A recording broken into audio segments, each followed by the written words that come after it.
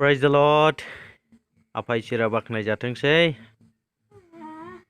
नाय लोगोफोर, दिनैहाय बे दुब्लियाव थानाय गोबां मानसिफ्रानो जाहैबाय रुपनाथपुर मण्डलीनि फोथायारिफोर, बिसासिफोर। बिथांमोना जोंनि मण्डलीनि नेहादारिनि न'खराव सावरि जाफैदों। खारना जाहैबाय बर'दिन बोथोरा खाथिसै। 2020 मायथाइनि डिसेम्बर दान बोथोरा फैबाय। बावैसो जोंहा बर'दिननि फोरबो मानिनांगौ समा सफैबायानो होनजाबाय।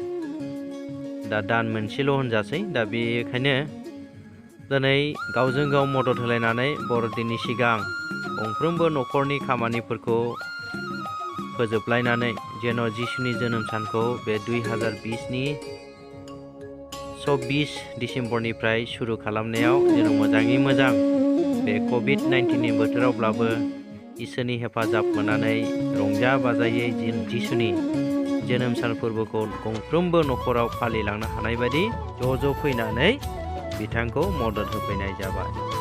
गोजोन्थों।